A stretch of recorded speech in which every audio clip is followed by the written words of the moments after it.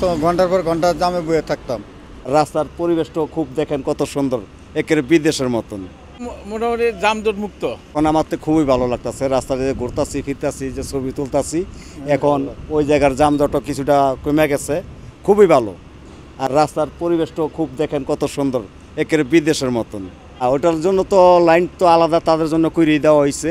ওই যে ওই সাইডে দিয়ে অটোরিক্সা, ওই সাইডে দিয়ে অটোরিক্সা, তারা নিচে নামতে পারবো না। দুজন নিচে নামে তো প্রশাসনিকভাবে ওটার ব্যবস্থা প্রশাসন নেব। ভালো, অনেক ভালো। এখন রাস্তাটা ছাড়ার পরে অনেক সুবিধা হয়েছে। দুই সাইডে রাস্তা হয়েছে, চলাফেরার লেগে অনেক সুবিধা হয়েছে আর কি। আগে তো ঘন্টার পর ঘন্টা জামে বয়ে থাকতাম। আবদুল্লাহ ভালো ছিল, মনে ছিল। এখন তো পরিষ্কার, রাস্তাঘাটও সুন্দর, দেখতেও সুন্দর, চলাফেরা যাওয়ার সুন্দর সব দিক দিয়ে। মোটামুটি যানজট মুক্ত। এখন তো চলাফেরা খুব আরাম।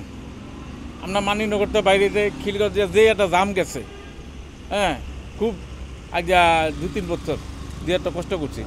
এখন তো তাহলে দিলে রাস্তা ভালো।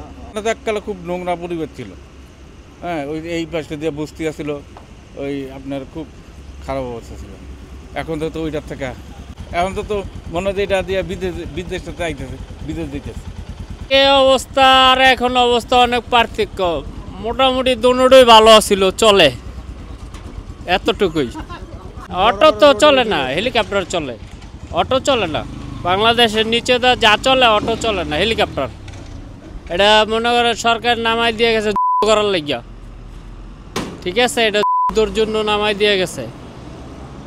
ভালো একটা পদক্ষেপ নিছে সরকার, হয়তো গেছে গা, মানে সৈন্যরা যদি হেলিকপ্টার চাই পাইব কই, এটার লেগে এটা নামাই দিয়ে গেছে। কি সুন্দর অবস্থা দেখেন না।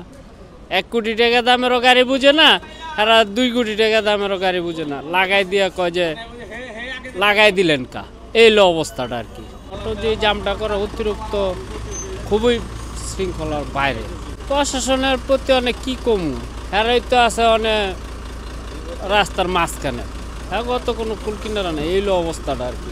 হ্যাঁ, করে একটা ক্ষমতা দিলেন এরা কাজ করব, এই লো অবস্থা। ওরা কিছু কিছু রাস্তা ব্যবহার না করাটাই তো ভালো, এইভাবে তো শহর চলে না। এটা হলো ঢাকার রাজধানী, তাদের একটা ব্যবস্থা করে দেওয়া উচিত। এরা তো আর এমন পারমিশনটা লইয়া আর চলে নাই যে ঢাকার সিটির ভিতরে আমরা চলুন, এরকম একটা পারমিশন হারা লইয়া গাড়িটা কিনা পড়ে নাই, তাই না? সিস্টেম আছে না একটা কাজের, একদম ব্যাকওয়ার্ড হয়ে গেছে।